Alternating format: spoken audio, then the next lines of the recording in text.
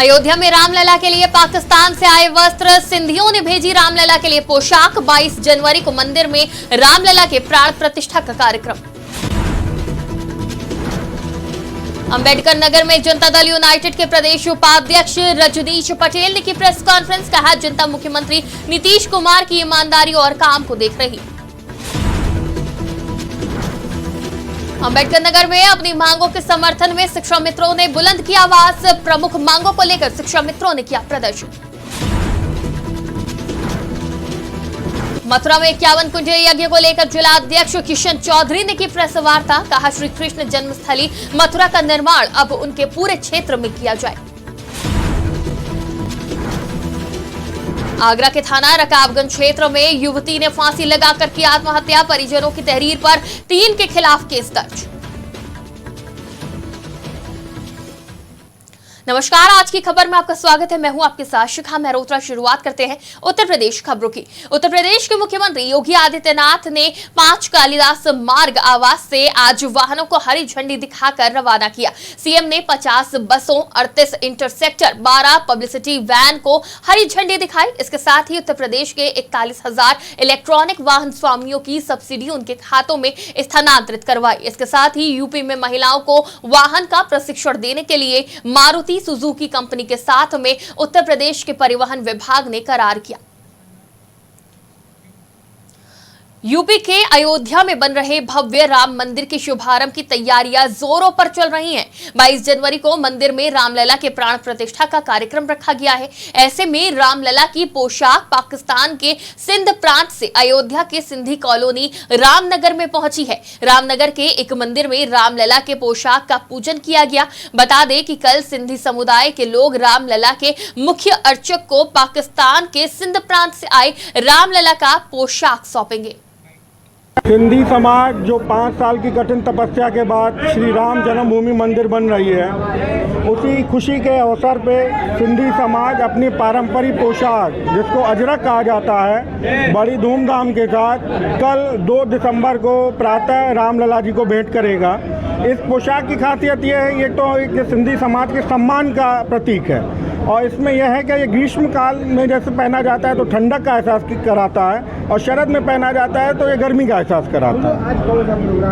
आज जो है आपने देखा पूजन का कार्य हुआ, इतनी दूर से ही आया था तो एक शुद्धिकरण आवश्यक था, जिससे 51 ब्राह्मणों की उपस्थिति में ये जो है किया गया। ये कल 2 दिसंबर को प्रातः 7 बजे भेंट किया जाएगा। महंत अंबेडकर नगर में जनता दल यूनाइटेड के प्रदेश उपाध्यक्ष रजनीश पटेल ने प्रेस कॉन्फ्रेंस का आयोजन किया। उस दौरान उन्होंने कहा कि इंडिया गठबंधन के संयोजक और बिहार के मुख्यमंत्री नीतीश कुमार के हाथों में देश की जनता अपना भविष्य देख रही है। ऐसे में 2024 के लोकसभा चुनाव में नीतीश को अपना समर्थन देकर लोकसभा में भेजने का काम लोहिया की धरती की जनता करेगी। उन्होंने कहा कि बिहार के मुख्यमंत्री नीतीश कुमार ने जातिगत जनगणना कराकर आर्थिक रिपोर्ट को सार्वजनिक करने का काम किया है। ऐसे में इन दोनों देश की जनता उनकी ईमानदारी और काम को देख रही है। का कहना है जो माहौल है देश में, वो बेरोजगारी के सवाल पे, जनहित के तमाम मुद्दे हैं, उनके सवाल पे भारतीय जनता पार्टी की सरकार बुरी तरह फेल हो गई है। और बिहार राज्य ने जो नौकरियों में रास्ता खोला है, उत्तर प्रदेश के लोग जो प्रतियोगी छात्र हैं 5 साल 10 साल से इलाहाबाद में दिन रात मेहनत करके घर से किसी तरह से पैसा ले जा करके पढ़ने का काम करते थे, उत्तर प्रदेश की सरकार उनको नौकरी नहीं दे पा रही है। और बिहार राज्य ने एक साथ 1,20,000 लोगों को रोजगार दिया है और आने वाले दिनों में और वैकेंसी निकली है, निकल भी रही है और 10 लाख का रोजगार का जो मुख्यमंत्री जी का कहना था हमारी। अंबेडकर नगर में आदर्श समायोजित शिक्षक शिक्षा मित्र वेलफेयर एसोसिएशन के नेतृत्व में प्रमुख मांग को लेकर शिक्षा मित्रों ने हुंकार भरी। शिक्षा मित्रों ने प्रमुख मांगों को लेकर कलेक्ट्रेट के निकट प्रदर्शन किया और राज्यपाल को संबोधित कर 4 सूत्री मांग पत्र के साथ तहसीलदार को ज्ञापन सौंपा। इस दौरान शिक्षक नेता सुभाष यादव ने चेतावनी दी कि अगर 2024 के चुनाव से पहले समायोजित नहीं किया तो केंद्र की सरकार को इसका खामियाजा भुगतना पड़ेगा। हमारी 4 मांगें प्रमुख हैं, जिन 4 मांगों में प्रथम मांग हमने रखा है, हमारी संगठन ने रखा है कि संवैधानिक व्यवस्था के अनुसार समान कार्य समान वेतन जो भारत सरकार ने निर्धारित किया है, भारत सरकार के कानून में है कि समान कार्य समान वेतन दिया जाए। इस अनुसार हम चाहते हैं कि हमें समान कार्य जब शिक्षक के बराबर किया जा रहा है तो हमें समान वेतन भी हमें उपलब्ध कराई जाए। दूसरी मांगे हमारी है कि शिक्षा मित्र को पूर्व विभाग उन्हें मूल विद्यालय पर भेजा जाए। आज हमारे शिक्षा मित्र ऐसे भी हैं जो 50 किलोमीटर दूर जाकर के शिक्षा कार्य कर रहे हैं, ना उनके कोई दुर्घटना का कोई जिम्मेदार शासन है और ना उनके टीए की कहीं से कोई व्यवस्था है। तीसरा मांग हमारी है कि हमारे बहुत सी महिलाएं शिक्षा मित्र हैं जो मायके में नौकरी कर रही हैं, ऐसे शिक्षा मित्रों को उनके ससुराल के विद्यालय पर भेजा जाए। और सबसे चौथा मांग हमारा जो है, हमारे बहुत से साथी शिक्षा मित्र आज दिवंगत हो गए, ऐसी स्थिति में उनके परिवार को किसी एक को नौकरी दी जाए और साथ में उनको निर्धारित एक मुआवजा भी दी जाए। हर तरह से समस्या हम लोगों के सामने है। किन समस्या? जैसे कि आर्थिक समस्याएं, ज्यादातर तो मानसिक समस्याएं, लोग डिप्रेशन में चले जा रहे हैं और बस हमारा इतनी ज्यादा समस्या आपसे क्या बताएं जो है, लेकिन हमारी क्योंकि जब आप अपनी बयां करेंगी बातें तो सरकार तक संज्ञान में जाएगा, तो ऐसे में आपको बताना ही पड़ेगा। बताओ जी। समान कार्य समान वेतन, और जो मतलब शिक्षा मित्र महिलाएं हैं, मायके में है, ससुराल में आना चाहती हैं या जिसकी मतलब दूरी बहुत ज्यादा दूरी पर नियुक्ति हुई थी, मतलब उसके लिए मतलब एक ज्ञापन दिया गया कि वो मूल विद्यालय पर आ जाएं। और मृतक परिवार से जो मतलब जो आज इस दुनिया में नहीं है, उनके परिवार से किसी एक को मतलब ये व्यवस्था। मथुरा के 51 कुंडीय यज्ञ को लेकर जिला अध्यक्ष किशन चौधरी ने आज प्रेस वार्ता की। प्रेस वार्ता में उन्होंने कहा कि अब समय आ गया है कि श्री कृष्ण जन्मस्थली मथुरा का निर्माण अब उनके पूरे क्षेत्र में किया जाए और इसे भी श्री राम जन्मभूमि की तरह ही दिव्य और भव्य बनाया जाए। उन्होंने कहा कि श्री कृष्ण जन्मस्थान के मुद्दे को विभिन्न रास्तों से आगे बढ़ाया जाए ताकि जल्द ही श्री कृष्ण जन्मस्थान की जिस भूमि पर मस्जिद का निर्माण कराया गया है उसे मुक्ति मिल सके और मंदिर निर्माण का रास्ता प्रशस्त हो। 11 दिसंबर को एक हम रामलीला मैदान में यज्ञ करने जा रहे हैं और वो यज्ञ हम जो कर रहे हैं वो यज्ञ इसलिए कर रहे हैं कि हमारे जो कृष्ण लाला हैं, हमारा जो कन्हैया है, बाकी जो जगह थी वो मस्जिद ने पूरी घेर रखी है। हमारे कन्हैया को जगह ना बची तो वह जगह के लिए कि पूरी जगह मिल जाए और मेरे कन्हैया को हमारे ब्रजवासी कन्हैयाओं का पूरा जगह में मिलकर के एक भव्य मंदिर, जैसे अयोध्या में रामलला का बना है, जैसे काशी में काशी विश्वनाथ का बना है, ऐसा एक भव्य मंदिर बन जाए जिससे कि प्रत्येक हमारा हिंदू या सनातन धर्मी आराम से दर्शन करे और दर्शन का लाभ उठाए। पूरे ब्रज से मेरे ब्रजवासी सम्मिलित होंगे।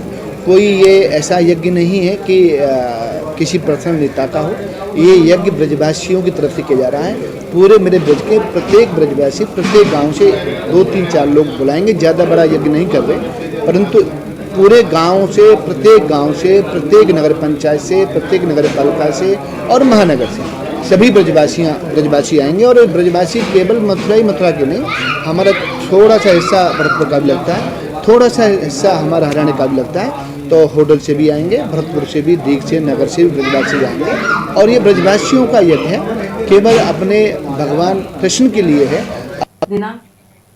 आगरा के थाना रकाबगंज क्षेत्र में एक युवती ने फांसी लगाकर आत्महत्या कर ली। मौके पर पहुंची पुलिस ने शव को पोस्टमार्टम के लिए भेज दिया है। वहीं परिजनों की तहरीर पर पुलिस ने 3 लोगों के खिलाफ मुकदमा दर्ज कर लिया है। साथ ही आरोपियों की गिरफ्तारी के लिए टीम गठित कर मामले की जांच पड़ताल शुरू कर दी गई है। दिनांक 27/11/2023 को थाना रकाबगंज पुलिस को सूचना मिली कि एथन मेडिकल कॉलेज में एक युवती जिसने दिनांक 14/11/2023 को फांसी लगाई थी कि उपचार के दौरान मृत्यु हो गई है। उक्त सूचना पर रकाबगंज पुलिस द्वारा मृतका के शव को पोस्टमार्टम हेतु भिजवाया गया। परिजनों की तहरीर तथा मृतका की पोस्टमार्टम रिपोर्ट के आधार पर 3 नामजद अभियुक्तों के विरुद्ध आत्महत्या के लिए दुष्प्रेरण करने की धाराओं में अभियोग पंजीकृत कर लिया गया है। अभियुक्त गणों की गिरफ्तारी हेतु टीमें गठित कर दी गई हैं। देवरिया के लाला करमचंद थापर इंटर कॉलेज में भोजपुरी निबंध प्रतियोगिता आयोजित की गई। प्रतियोगिता के बाद प्रतिभागियों को पुरस्कृत कर सम्मानित भी किया गया। बता दें कि ये कार्यक्रम भोजपुरी पुनर्जागरण मंच और प्रोजेक्ट सारथी के द्वारा संयोजित किया गया।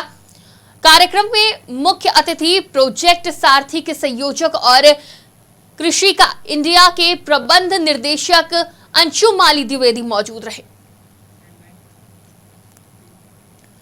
हरदोई के संडीला क्षेत्र में औद्योगिक क्षेत्र में भारतीय किसान यूनियन अवध गुट के कार्यकर्ताओं ने मिलावटी दूध का कारोबार पकड़ा।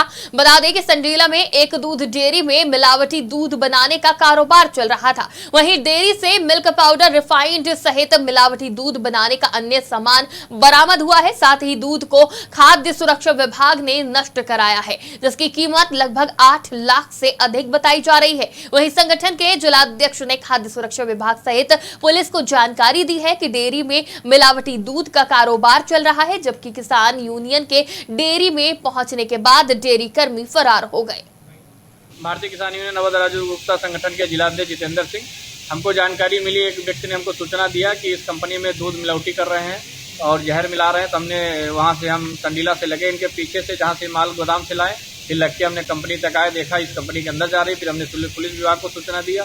सारे विभाग में सूचना देने के बाद सब लोग पकड़ा गया। यहाँ माल पे यहाँ यूरिया मिली है और ये पाउडर मिला, रिजेक्ट पाउडर मिला है दूध, और उसके बाद वो रिफाइंड मिला है 5 ड्रम, और उसके बाद वो शैम्पू, ये सब चीज़ें मिला के 5-6 चीज़ें मिला के जहर मिक्स करके और पब्लिक में पहुंचा रहे हैं। ये एक बार सीज हो चुकी है और फिर ये दोबारा पता नहीं कैसे चालू हो गई। मैं शासन प्रशासन से गुहार करना चाहती हूँ, ऐसे आदमियों को कड़ी से कड़ी कार्रवाई की जाए। कौन सी फैक्ट्री है ये? अभिषेक दूध डेयरी है, मिश्रा। प्रयागराज में शादी के एक दिन पहले युवती की हत्या का मामला सामने आया है। युवती का शव गांव के बगीचे में मिला, जिसके बाद परिजनों ने पुलिस को घटना की सूचना दी। वहीं मौके पर पहुंची पुलिस ने शव को पोस्टमार्टम के लिए भेज दिया है, साथ ही मामले की जांच में जुट गई है। बता दें कि 3 दिसंबर को युवती की शादी होनी थी, उससे एक दिन पहले ही अज्ञात लोगों ने युवती की हत्या कर दी। सुबह सूचना प्राप्त हुई, ग्राम दलापुर, थाना सराय इनायत, वहाँ पे एक महिला रीना, जिनकी उम्र लगभग 20 वर्ष है, उनकी बॉडी मृत अवस्था में यहाँ पे गांव के एक खेत में मिली है। सूचना प्राप्त होते ही थाना प्रभारी एसीपी थरवई और मेरे द्वारा घटनास्थल का निरीक्षण किया गया है। यहाँ पे फील्ड यूनिट को बुला लिया गया है और साथ साथ डॉग स्क्वाड भी आया है। साक्ष्य संकलन किया गया है और परिवार से तहरीर प्राप्त कर अग्रिम विधिक कार्रवाई की जा रही है।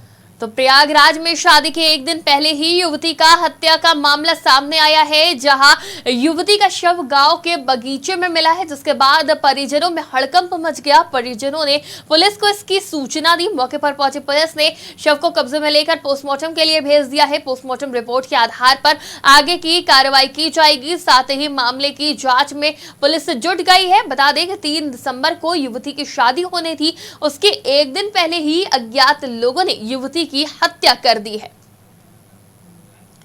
इस खबर में ज्यादा जानकारी के लिए हमारे साथ संवाददाता नंदलाल गुप्ता जुड़ चुके हैं प्रयागराज से। नंदलाल, पूरी जानकारी चाहेंगे इस मामले में, क्या बताया जा रहा है, किसने यह हत्या की होगी, क्या आशंका जताई जा रही है प्रथम दृष्टया? बिल्कुल शिखा, का बात किया जाए प्रयागराज जनपद का, तो ये जो मामला है प्रयागराज जनपद के सराय इनायत थाना क्षेत्र के दलापुर गाँव का है, जहाँ पर आज की रात एक गाँव की ही एक रीना कुमारी बिंद है, जिसकी शादी 3 दिसंबर यानी रविवार को बारात आनी थी। शादी के एक दिन पहले ही उसकी डेड बॉडी, उसका शव गांव के बगीचे में पाया गया। वहीं पर देखा जाए तो यह कोई पहला मामला प्रयागराज जनपद का नहीं, कि सबसे बड़ी बात यह है शिखा की जब जिस लड़की का शादी था उसका 3 तारीख को बारात आना था। घर पर रिश्तेदार, नातेदार और सभी लोग आए हुए थे। घर पर सनाइयां बज रही थी, जो गाँव की औरतें हैं अपना गीत संगीत कार्यक्रम कर रहे थे। लेकिन सबसे बड़ी बात यह है कि जो जांच का विषय है शिखा की, आखिरकार रीना रात को घर से कैसे निकली, ये सबसे बड़ा सवाल है। कहीं न कहीं इसमें बहुत बड़ा रहस्य है जो पुलिस को जांच कर रही है। और वहीं पर बात किया जाए तो शादी के एक दिन पहले जो सपना सजाए बैठी थी रीना की अपने होने वाले पति से मिलेगी, लेकिन परिवार में ऐसी आपदा आ पड़ी कि शादी के एक दिन पहले ही रीना की हत्या कर दी जाती है। और जैसे ही ये सूचना परिवार वालों को मिलता है, परिवार वाले तत्काल सराय इनायत जसो को सूचना देते हैं। पुलिस मौके पहुंचती है, डीसीपी गंगानगर, एसीपी थरवई सब थाने की फोर्स पहुंच जाती है और पुलिस मामले की जांच पड़ताल कर रही है।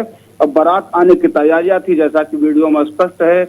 वहाँ जो उपहार का सामान था, बेड है, बाइक है, यहाँ तक कि आज का दिन था उसके परिवार में लड़की का जो रीना बिंद जिसकी हत्या हुई है, सिलमायन जो बोला जाता है, बहुत सारे जो शादी विवाह के होते हैं, रस्म होते हैं, उसको निभाया जा रहा था। यहाँ तक कि आज मेहंदी, आज हल्दी रस्म भी होना था, क्योंकि बारात कल आने के बाद हल्दी रस्म होना था, लेकिन रीना के हाथों में जो उसके पति के नाम का जो मेहंदी लगा था, उसका सपना अधूरा रह गया। लेकिन अभी कुछ घंटे पहले यह सूत्र से जानकारी मिली है कि एक व्यक्ति के नाम से पीड़ित लड़की रीना के पिता ने तहरीर दिया है। हालांकि अभी खुलासा नहीं हो पा रहा है कि तहरीर किसके नाम से दिया गया है, और लेकिन पुलिस का कहना है कि बहुत जल्दी 24 घंटे के अंदर अब जो भी इसमें हत्या में शामिल है उसको पकड़ा जाएगा, उसको गिरफ्तार किया जाएगा। और फिर भी परिवार के लोग अभी तक कैमरे पे आने से हिचक रहे हैं, लेकिन पुलिस का दावा है कि जो भी इसमें दोषी होगा उसके ऊपर कार्रवाई की जाएगी। वहीं पर होने वाले पति राधा मोहन ने मीडिया से बात करते हुए कहा कि उसका मन बहुत दुखी है, क्योंकि उसकी कल शादी थी और तैयारियां पूरी कर ली गई है, रिश्तेदार नातेदार उसके यहाँ भी आ जा रहे हैं। तो कहीं न कहीं ये प्रयागराज पुलिस के बहुत बड़ा सरदर्द है कि आखिर ऐसी वारदात जो हुई। सबसे बड़ा सवाल यह है कि शिखा की जो सब कुछ होने के बाद कल बारात आनी थी, अब इसके पीछे किसकी कौन हो सकता है, यह बहुत बड़ा जांच का विषय है। और मैं आज खबर के दर्शकों को यह कहना चाहता हूं कि बहुत जल्द ही सबसे पहले इस खबर पर अपडेट हम देंगे। जी बिल्कुल, बहुत बहुत शुक्रिया हमारे साथ जुड़ने के लिए, तमाम जानकारी के लिए। इस खबर पे हमारे साथ प्रयागराज से संवाददाता नंदलाल गुप्ता जुड़े हुए थे।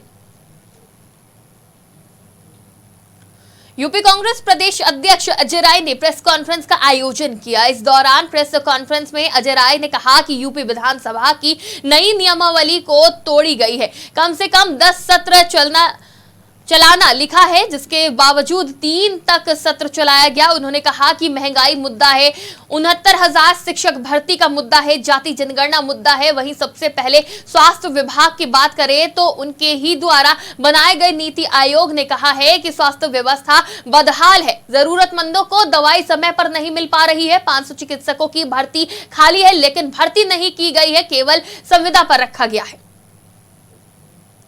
जो 5 चिकित्सकों के पद खाली है उत्तर प्रदेश सरकार में, अभी उनकी कोई भी कहीं पर भर्ती नहीं है, केवल संविदा पर रखकर अपना काम चला रहे हैं। और तमाम इस तरह की जो 519 करोड़ की लागत से गौतम बुद्ध नगर में आपने देखा होगा अस्पताल बना है, जो अभी तक पूरा नहीं हुआ। पूरी बिल्डिंग अधूरी पड़ी हुई है और पूरी दुर्व्यवस्थाएं हैं। कैंसर इंस्टीट्यूट लखनऊ का हाल बुरा है, आपने देखा होगा, वहां पूर्णकालिक डायरेक्टर तक नियुक्त नहीं है।